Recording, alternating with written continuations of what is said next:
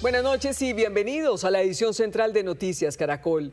Elkana Bokbot, el ciudadano colombo-israelí que fue secuestrado por Hamás, le narró a Blue Radio y a Noticias Caracol el horror que vivió durante 738 días como rehén del grupo terrorista. Elkana también le contó a Ricardo Ospina, director del servicio informativo de Blue Radio, cómo lo torturaron y cómo intenta recuperar su vida desde octubre pasado, cuando fue liberado.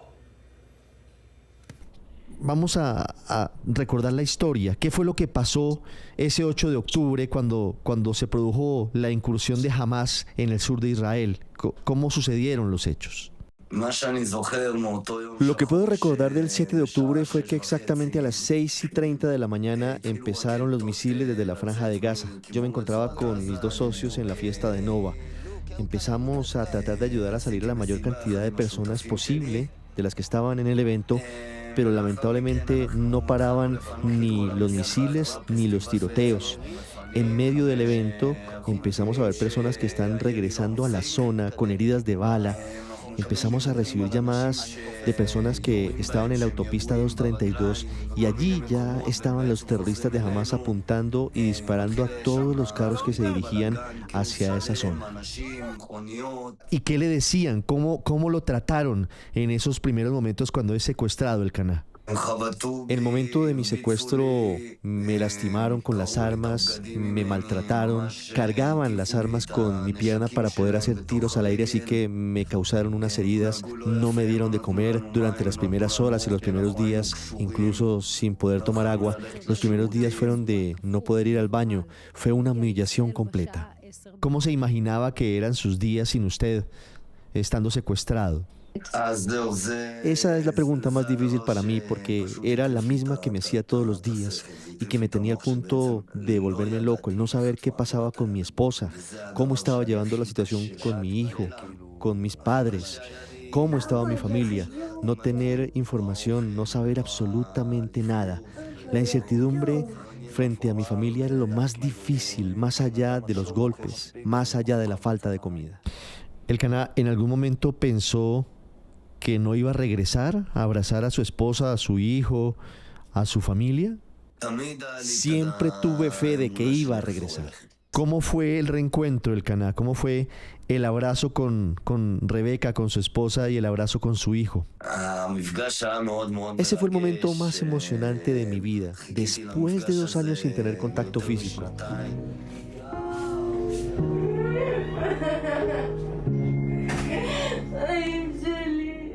Poder sentir a mi esposa, poder oler, poder tocar, fue el momento más emocionante de mi vida. Tuve miedo al principio porque pensé que mi hijo me había olvidado. El niño, sin embargo, me abrazó, se abalanzó y fue un momento inexplicable, un momento muy importante de mi vida que me dio mucha felicidad. ¿Están pensando en algún momento, Elkana, en vivir en Colombia, en estrenar su nacionalidad colombiana y eventualmente venir aquí al país de su esposa? En este momento no puedo pensar en el futuro.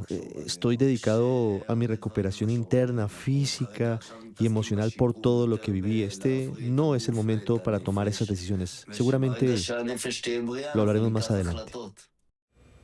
Usted puede ver y escuchar la entrevista completa con Elkana Bokbot mañana a la 1 de la tarde en El Radar con Ricardo Ospina en Blue Radio y BlueRadio.com. Y en norte de Santander rindieron tributo a varias de las víctimas del accidente del avión de Searca. Mientras tanto, los investigadores dijeron que los pilotos habrían hecho hasta lo imposible para evitar chocarse contra un cerro. Una luz por cada víctima del accidente aéreo del vuelo NSE 8849 de Satena. Así fueron despedidos por los ciudadanos los 15 pasajeros fallecidos. En la gobernación de Norte de Santander también se rindió un homenaje y se dio el último adiós al parlamentario Diógenes Quintero, oriundo de esta región. Cada familia se despidió de su ser querido en medio de un sentimiento de incertidumbre y profundo dolor. Todo mientras avanza la investigación para establecer las causas del siniestro. Los datos del avión Beechcraft 1900 de Satena ya reposan en este laboratorio. La primera hipótesis se dio gracias a la imagen en terreno, que le mostró a los investigadores que los pilotos hicieron una última maniobra antes del accidente y evitaron que la aeronave chocara de frente. En este momento, como lo puedes ver aquí en la parte posterior, estamos en el proceso de descarga de los datos de la caja relacionada con la grabación de datos de vuelo. Podemos descartar una colisión frontal, pero sí podemos confirmar que hubo un deslizamiento de la aeronave como tal. Si la aeronave no colisiona de frente contra la estructura de la montaña, pero por el contrario, tiene un deslizamiento, quiere decir que efectivamente la aeronave tenía una velocidad considerable a la que estaba desarrollando su vuelo. Hay una condición en la que entra en contacto con el terreno y muy probablemente nos da una línea para hacer un análisis de qué tipo de maniobra están haciendo al final.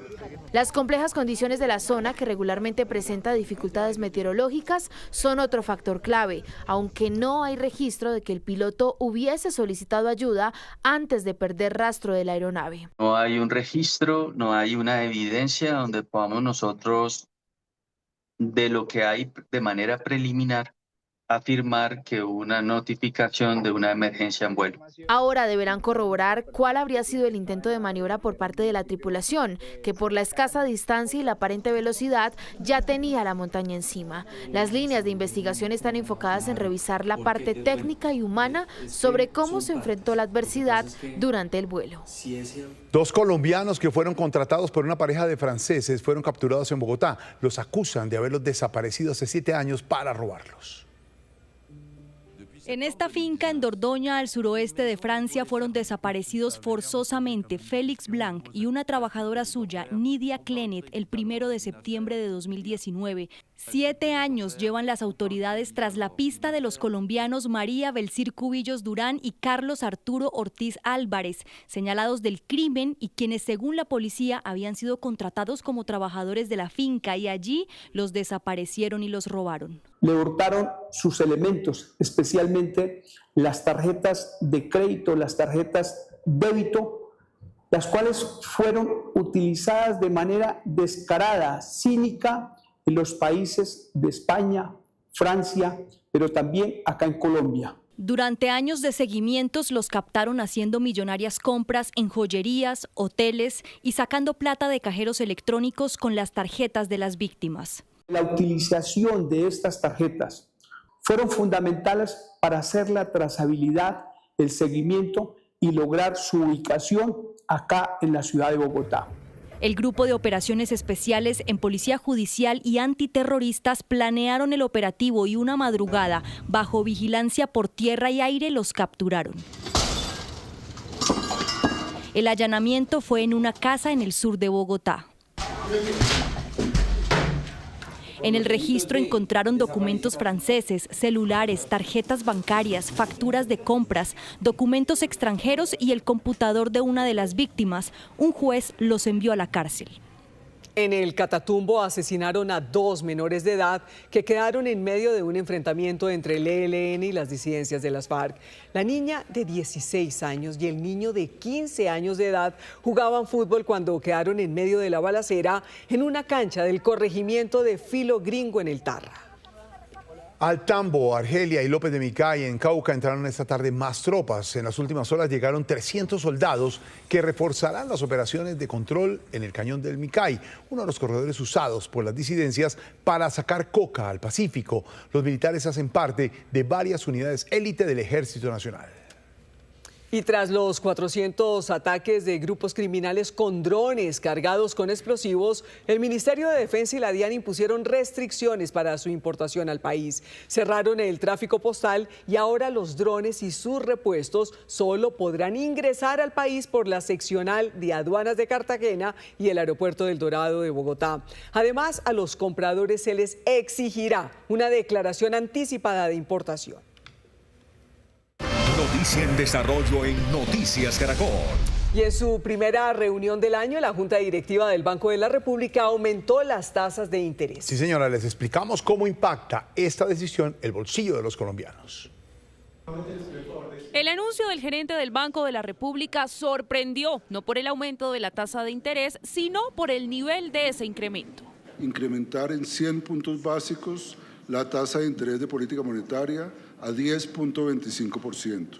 Un aumento que se da después de 2 años y medio sin subir las tasas de interés, y esta fue la explicación para el incremento. Facilitar que las perspectivas de inflación más allá de 2026, para 2027 y los años subsiguientes, se mantengan alineadas con nuestra meta.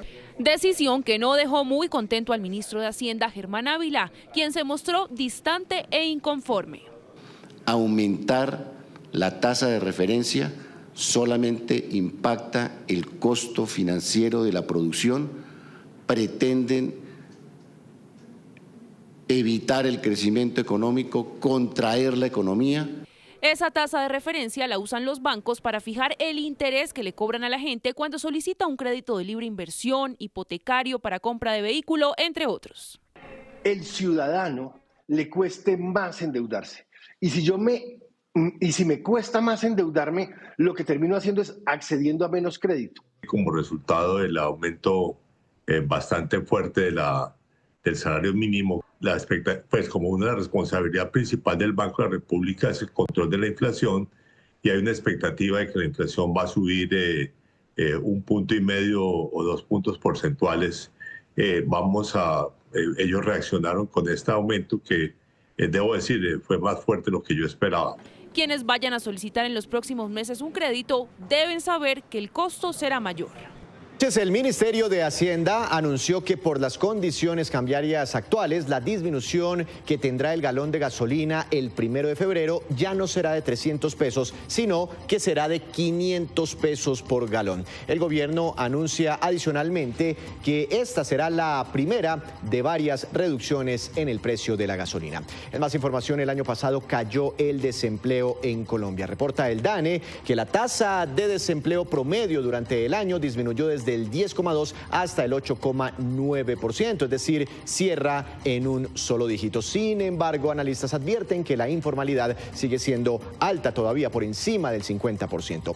En negocios, Geopark compró los activos de producción y de exploración de hidrocarburos en Colombia de la empresa Frontera Energy, un negocio valorado en $375 millones que se podría ajustar de aquí al cierre de toda esta transacción. Con esto, Geopark se convierte en la empresa privada más grande del sector de los hidrocarburos. Veamos indicadores económicos. Cayó el petróleo Brent hasta un nivel de los $70.69 por barril. También bajó el café, precio de referencia para el fin de semana, 2.430.000 pesos por carga en promedio. Continúe con Noticias Caracol. Víctor, gracias. La suspensión provisional de la emergencia económica generó fuertes críticas por parte del gobierno Petro, que incluso anunció demandas. Mientras tanto, expertos, exministros y voceros del sector productivo apoyaron la decisión de la Corte Constitucional. La rueda de prensa por las tasas de interés se convirtió también en el escenario para que el ministro de Hacienda, Germán Ávila, calificara como inconstitucional la decisión de la Corte de suspender la emergencia económica. Evaluamos que la figura de la suspensión provisional de decretos de estados de excepción no existe en la legislación colombiana, lo cual habilita que miles de ciudadanos vía tutela soliciten la protección de este derecho. Sin embargo, desde otros sectores hubo respaldo a la decisión de la Corte. La Corte está siendo absolutamente consistente con sus conceptos históricos de que es un hecho sobreviniente. Desafortunadamente el presidente Petro no ha entendido exactamente. Los gobernadores que se opusieron a los impuestos a licores y cigarrillos creados con la emergencia económica pidieron audiencia en la Corte para entregar su concepto, para que la Corte lo evalúe al momento de dictar el fallo definitivo. Nosotros creemos que constitucionalmente estamos protegidos porque es una regla de constitucionalidad, no es una ley, es la Constitución la que estableció que esas rentas sean cedidas a los departamentos. Otra parte del debate están los decretos complementarios a la emergencia, en si quedan o no en firme, pues hasta el momento la Corte solo se refirió a la suspensión de uno de ellos, el que creó entre otros los impuestos a licores y cigarrillos, pero no a otros como el que estableció el tributo al sector energético. Hoy no hay fundamento jurídico para pagar un tributo que está sustentado en algo que está suspendido. En un mes que estuvo activo el decreto, el Estado recaudó más de 800.000 millones de pesos, que según analistas no retornarán a quienes se les aplicó, pese a la suspensión de la medida. Hacemos una pausa en Noticias Caracol. Y al regresar, el despegue de Artemis II, la misión que llevará de regreso a la Luna después de 57 años, fue postergado. Les contaremos qué pasa en Cabo Cañaveral.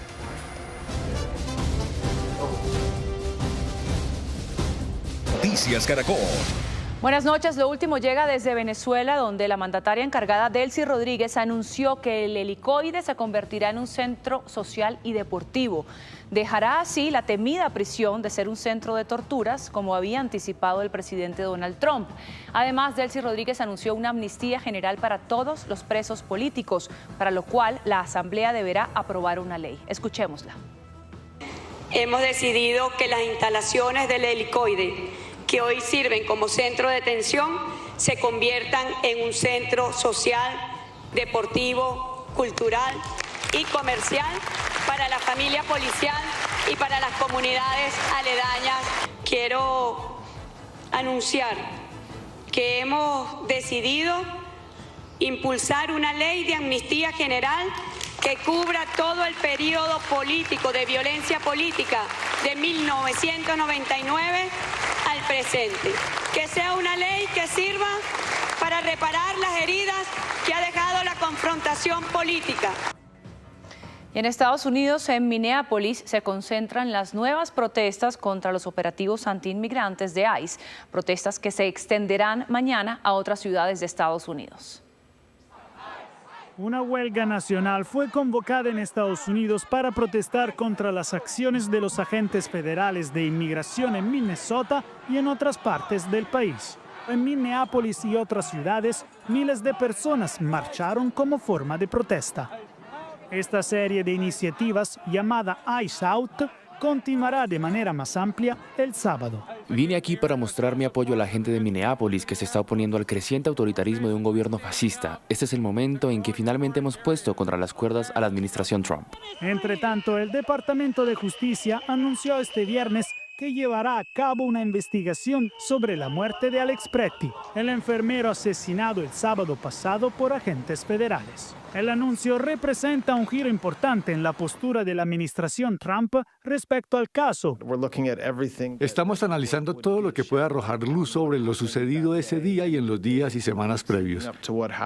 A pocos días del Super Bowl, la posible presencia de agentes del ICE en el evento generó temor en las comunidades de inmigrantes y tensiones entre las autoridades federales y locales en California. Aunque la administración Trump dijo que estarían presentes, la prensa informa que las autoridades federales optaron al final por no realizar operaciones antimigrantes esa semana. Noticias Telemundo Ahora 360 habló en exclusiva con la mamá del pequeño de 5 años que fue detenido por ICE el pasado 20 de enero en Minneapolis. Aquí está su descorazonador relato. Estaba aterrorizada. La mamá del pequeño Liam Conejo, en manos hoy de agentes de inmigración y aduanas, decidió contar su historia. La mujer, quien prefirió ocultar su rostro y pidió no revelar su nombre. Yo presencié la escena desde la ventana, sin poder hacer nada. Adrián me pedía una y otra vez que no saliera, porque tenía miedo que también me detuvieran. Liam, quien acababa de regresar a casa de la escuela, permanecía en el carro llorando mientras veía cómo esposaban a su papá, quien le gritaba al resto de su familia que no saliera de la casa y que no abrieran la puerta. Los agentes notaron mi presencia, sacaron a Liam de nuestro carro, lo llevaron hasta la puerta de mi casa para que yo abriera. Tocaron la puerta y mi hijo Liam me decía, mami, ábreme la puerta. Estaba aterrorizada. La mujer, embarazada y con su otro hijo dentro de la casa, decidió atender el llamado de su esposo y no abrir la puerta. Todo parecía un intento de provocarme, como si quisieran que saliera desesperada por mi hijo. Según la madre, ella y su esposo habían ingresado al país legalmente en 2024 con ayuda del programa CBP One, que sirve para ordenar la migración y enviar de manera anticipada los documentos y solicitud de asilo. El pequeño Liam y su padre permanecen en un centro de detención de ICE en Texas, donde el juzgado federal bloqueó la deportación de ambos mientras analiza el caso. El lanzamiento de la misión Artemis II, que marca el regreso del hombre a la Luna, sufrió su primer retraso. Un frente frío que golpeará a Cabo Cañaveral en la Florida obligó a la NASA a cancelar el ensayo de la carga de combustible del cohete este fin de semana, una prueba clave previa al despegue. La agencia espacial dijo que quedó programado el despegue del navío para el 8 de febrero. Un equipo de científicos españoles logró un hito en la medicina: eliminar en ratones un tipo de cáncer de páncreas, el más común y de peor pronóstico. Los resultados representan una promesa en el tratamiento de esta enfermedad en los seres humanos. Sé perfectamente, digamos, la situación a la que te tienes que enfrentar. Pasé por 40 quimios, 20 radios, fue realmente muy duro. Cristina vivió en carne propia un diagnóstico de adenocarcinoma ductal de páncreas. Por eso celebra el avance del equipo liderado por Mariano Barbacid del Centro Nacional de Investigaciones Oncológicas en España, que logró eliminar en ratones este tipo de cáncer de páncreas, el más común. Cuando ya terminamos el experimento, Carmen y el resto del equipo pudieron ver que no había ni rastro, no solo de tumor, sino de estroma, que es lo que envuelve al tumor. Es decir, alguien me ha preguntado antes, ¿se puede decir curados? Aquí sí, aquí el ratón estaba curado. La terapia combina 3 fármacos que atacan a 3 proteínas que se encargan de que las células tumorales crezcan. No tiene efectos secundarios y es de baja toxicidad. Ahora, el reto es continuar investigando para mejorar la terapia, identificar con precisión los pacientes que podrían beneficiarse y, en paralelo, reunir la financiación para que en unos 3 o 4 años se puedan realizar los ensayos clínicos con humanos. Y un caleño transformó la terraza de su casa en una ecogranja urbana que producía alimentos, oxígeno y conciencia ambiental. Una muestra de que el cambio climático también se construye en la ciudad. Soy José Olivo Herrera y esta es mi historia. El cuarto piso de la vivienda de José Olivo Herrera se convirtió en la ecogranja urbana El Colibrí. A ver, aquí en la granja hay lechuga roja, guayaba, naranja, limón, mandarina. Combinando agricultura, ganadería ligera y conservación ambiental con innovación, desde hace 6 años José impulsa esta propuesta de vida ecológica. ¿Qué pasa? Si nosotros cultivamos en la ciudad, vamos a frenar la expansión agrícola. La granja está diseñada como un techo verde que permite el aprovechamiento de recursos y un ahorro de hasta el 90% de agua. Genera beneficios sociales, ambientales y educativos para quienes conocen y visitan este lugar. Con su ecogranja, que funciona como productora de alimentos, espacio educativo y de inspiración, donde se respira sostenibilidad y conciencia ambiental, José Olivo Herrera es un colombiano que hace historia.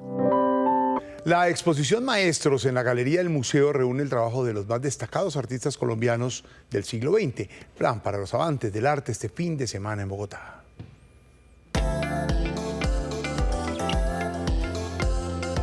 Este espacio artístico en el norte de Bogotá reunió verdaderas joyas pictóricas y escultóricas de los grandes referentes de la plástica nacional. Maestros y maestras, muchos ausentes, que con su trabajo llevaron el nombre de Colombia a todo el mundo. Fui el último galerista de Alejandro Obregón, el de Enrique Grau, de Roda, de Botero, de Débora Arango. Entonces, para mí es una gran responsabilidad que la gente lo siga viendo y mantener un mercado activo. Año a año, el museo reúne lo mejor del mercado secundario, encontrando piezas de un valor excepcional, como este dibujo del artista austriaco Gustav Klimt. Para esta edición, con la mirada hacia los más influyentes, se homenajeó al pintor colombo-alemán Guillermo Wiedemann. Él llega en un momento en el que el academicismo y el costumbrismo era lo que mandaba la parada en la escena artística, y Biederman trae su propia interpretación de las vanguardias europeas y él hace una revolución en la pintura. Para Luis Fernando Pradilla, director de la galería por casi 4 décadas, es un obligatorio remitirse a los grandes maestros. La contemporaneidad ha olvidado un poco estos maestros, pues es nuevamente mantener estos mercados activos que son como los forjadores de las nuevas tendencias, son la inspiración de muchos de los artistas jóvenes. Hasta el 8 de febrero esta muestra estará abierta para todo el público, el pretexto perfecto para memorar a los grandes que transformaron el arte en Colombia. La Fundación Santa Fe fue reconocida como uno de los mejores hospitales privados de América Latina según el ranking de medición Newsweek y Estatista 2026. El centro médico ubicado en Bogotá ocupó el primer lugar en cirugía de hombro y reemplazo de rodilla. Sus equipos médicos se destacan por sus altos estándares de calidad, seguridad del paciente y resultados clínicos. El reconocimiento consolida a la Fundación Santa Fe como uno de los hospitales líderes en el continente.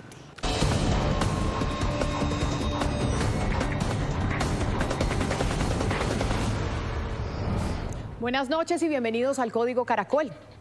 La decisión que debió haberse conocido hoy de si Iván Cepeda puede o no participar en la consulta del Frente por la Vida se aplazó para este sábado a las 6 de la tarde, según el Tribunal Electoral, para que los 3 magistrados ponentes revisen las respuestas del Frente por la Vida y estructuren con mayor tiempo la decisión que será sometida a votación. La información que tenemos en esta sección es que el panorama es desfavorable para el candidato Iván Cepeda, con la probabilidad de tener una votación de 6-3, negándole la posibilidad de participar en la consulta. Y precisamente Iván Cepeda culminó hoy una semana de intensa gira por varias regiones del país. Desde la Plaza de Bolívar de Armenia insistió en una estrategia jurídica si el Consejo Nacional Electoral no le permite su participación en la consulta del Frente por la Vida. Frente a plazas llenas, invitó a sus seguidores a que presenten ellos mismos una tutela de darse la decisión en su contra por parte del CNE. Solo resta esperar entonces mañana sábado para tener claro cuál va a ser el panorama. Después de que el CNE tome esa decisión, el presidente Gustavo Petro, por su parte, estará a punto de abordar su avión para la importante reunión que tendrá con el presidente de los Estados Unidos, Donald Trump. Dicho encuentro está siendo preparado desde hace semanas por el equipo diplomático de Colombia, quienes han trabajado sin parar para que todo salga bien, pues es mucho lo que está en juego. La reunión tendrá un formato cerrado, es decir, no tendrá periodistas presentes como lo hemos visto con otros mandatarios en el Salón Oval. Este fue el formato planteado por la Casa Blanca, lo que tranquilizó a muchos de los funcionarios colombianos que están trabajando en el encuentro, pues al ser sin medios de comunicación presentes, el riesgo de que algo salga mal se disminuye. En la otra orilla política, Abelardo de la Espriella cumplió su segundo día de gira por el Valle del Cauca, rodeado por seguidores que llenaron todos los escenarios que visitó. De la Espriella hasta lloró cuando recibió una bendición durante su visita al Señor de los Milagros en la Basílica de Buga. El candidato sostuvo reuniones con varios sectores, desde empresarios hasta trabajadores del sector de la salud en el Valle del Cauca. También el candidato se refirió a la situación de María Fernanda Cabal y el Centro Democrático, pero dijo que así como él nunca se mete en los problemas de pareja de sus amigos cercanos, tampoco lo va a hacer con este tema. Y en otros movimientos políticos siguen los acercamientos de Sergio Fajardo buscando consolidar una coalición de centro que no vaya a consultas. La reunión de hoy fue con el exalcalde de Cali, Maurice Hermitage, quien muy probablemente se sumará al exgobernador de Antioquia. Hermitage ya había rechazado la idea de ir a la consulta con Claudia López y nos dicen personas cercanas al empresario que desde hace mucho tiempo pues sabían que va a terminar en las toldas fajardistas. En el evento en el que el exministro Juan Fernando Cristo anunció que va a participar en la consulta del Frente por la Vida, llamó la atención la presencia del ministro del Trabajo Antonio Sanguino como orador. Siendo este un evento de campaña política, muchos se preguntan si no tenía prohibido estar ahí. Pues recordemos que los funcionarios de su nivel, por ley, no pueden participar en temas de proselitismo. Hasta aquí el Código Caracol. A ustedes una feliz noche. Camila, gracias. Terminamos las noticias. Nos vemos a las 11:30 de la noche en Última Edición. Ya viene Desafío Siglo XXI. Sí, señor. Esto es Noticias Caracol. Primero la gente.